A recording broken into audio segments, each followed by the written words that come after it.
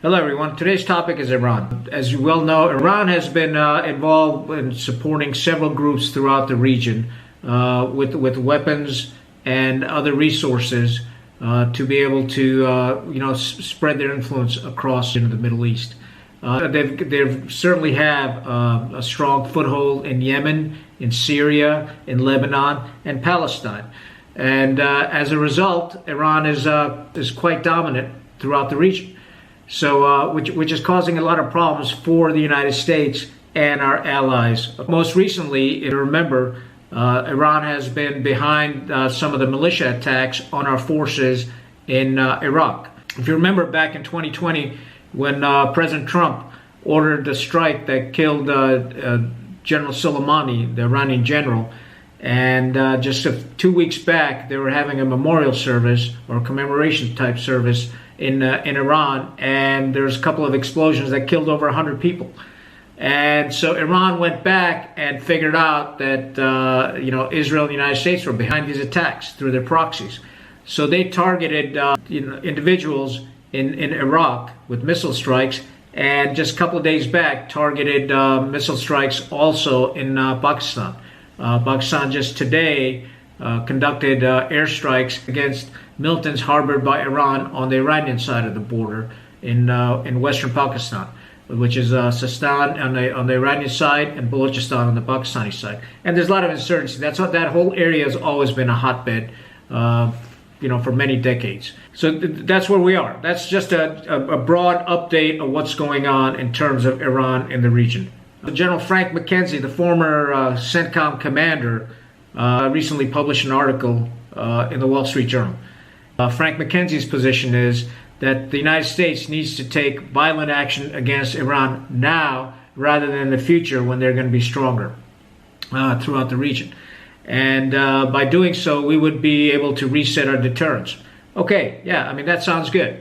But the question is, how are we going to do it? We need to think this through in great detail. McKenzie's previous statements, I went back and looked at his previous congressional testimonies and media interviews where he talked about Iran's great missile capability. They had over 3,000 ballistic missiles. Iran's got, a pretty significant drone capability. The Mujahid drone that they have has got a 2,000 kilometer range. They've been providing these cheap drones to Russia for them to be able to prosecute their war in Ukraine. So McKenzie, he recommends that we take this violent action against Iran. The problem is this. The problem is when we do that, this is just basic war gaming that he should be familiar with. If we take action against Iran, let's say we bomb some targets, potentially their missile sites, their launch sites, potentially their nuclear sites, command and control functions, and missile assembly sites. Let's just say we do that.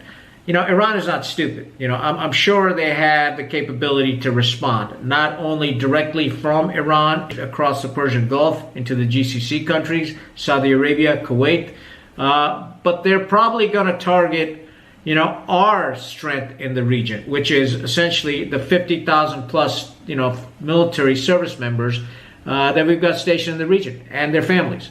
So they're going to target that. They're going to target our air bases. They're going to target our naval bases. To basically decapitate us in the region. And do we really want to go down this path and start this action, reaction, counteraction? So that's one thing we need to worry about. The second thing that we need to worry about is that Iran has a defense pact with Russia. What is Russia going to do if this happens? Obviously, Russia is going to come to their assistance, and so will China. Because the lines essentially have been drawn. Are we willing to start World War III as McKenzie's recommendations? I don't think so. I don't think we have the capacity to do that. Yeah, it's going to take a significant amount of resources on our nation's part to be able to fight a global war. And the reason I say that is because it's not a function of just money, of financial resources, but a function of our defense output. Do we have the capacity to produce the things that we need to be able to fight a global war? I mean, right now, it's common knowledge that we've been buying artillery shells from other nations to feed Ukraine. So do we have that capacity? Do we have the capacity to be able to sustain a war for a long time? because this is not going to be, you know, 1 or 2, 3 or 4 airstrikes. It's going to be over several months, maybe even years. So if you harken back to what happened in Iraq, you know, when all the generals said, yeah, you know, it'll be over in months. Well, it wasn't. And the same thing happened in Afghanistan. That stretched out for 20 years. So you can never predict how war is going to end up, right? Nobody can predict the outcome of a war. When you unleash war, you don't know which way it's going to go. I mean, just look at what's happening in Gaza. You know, Israel, you know, which has, you know, a fairly reputable Israel Defense Forces, it's taken over 100 days, and they're still not through Gaza, which is only, what, 25 miles by 7 miles wide? They're still at it. So you never know how these things are going to end up. And are we going to achieve our desired results? Are we going to reset deterrence, as McKenzie wants to do, or are we going to end up destroying the freaking planet? My other concern is, are we going to topple a bunch of governments in the region in doing so? And that's going to cause chaos. You know, what's going to happen to the oil price when this happens? Surely Iran is going to target our oil fields, you know, the tanker ports where oil is moved around the globe. And if that happens, what's going to happen to the global economy? So something to think about. What I encourage the viewers to do is do their own independent research. You know, do your own study. Don't take what's written in the newsprint, in the media, or what you're shown on TV. Because they have an agenda. They're being funded by somebody.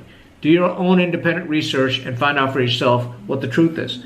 And in many cases, what you'll find out is, well, they're not telling you the whole story. They're just telling you one slice of it, so you support that part of it, you know, ignoring all the rest of it. There's a massive Shia population in the region, and the Shias just have a different belief. You know, the Ayatollahs are sort of like their Pope. What is this Shia population going to do in terms of stability in the region? And many of the Shias actually work in the oil fields. What's going to happen there? So I don't think McKenzie's thought through this stuff, just like he didn't think through the Kabul withdrawal, and it turned into a freaking disaster. And, you know, a non-combatant evacuation is a fairly simple operation, but I don't think they understood the scale of things, and it turned into a mess. You know, we had, 13 service members get killed, 40 wounded, hundreds of Afghans killed. The United States left Afghanistan after 20 years with our heads down. I really wonder if McKenzie's thought this through. And I also, you know, I know firsthand that he doesn't speak Farsi. I also know that he doesn't know anything damn thing about the Iranian culture, which is far different than the Afghan culture. I guarantee you he cannot name 5 cities in Iran, top of his head. He'd probably have to go to Google Maps. So my point being is, these generals, you know, they are very articulate on TV when they're talking, because they're very polished, right? But there's no depth to them. You know, they're very good at buzzwords and all that stuff, and you know, because they take advantage of our respect for the military and for their rank. But most of them work for the military-industrial complex. So we, you know, and that's why I've always called for disclosure when general officers, retired generals, speak in public. You know, who's really behind them? Who do they work for? What financial interest do they have in the military-industrial complex and going to wars and expanding wars? Because the military-industrial complex is the one that benefits out of wars. Their profits go up, right? So the generals need to come clean when you're talking in public. Hey, just say, hey, I work for company X, Y, and Z. So let the viewer decide, you know, if there's a conflict of interest or not. But you can't hide behind the veil of, hey, I'm a general and I'm patriotic and all that stuff, because we know that's not the case. So there's a lot to digest here. Think about it. When people tell you, hey, we got to go bomb Iran, think through it. Think twice about it. Think 3 times about it, because it's going to be our sons and daughters that are ultimately going to pay the price. That's all I got. Stay rugged. Khan out.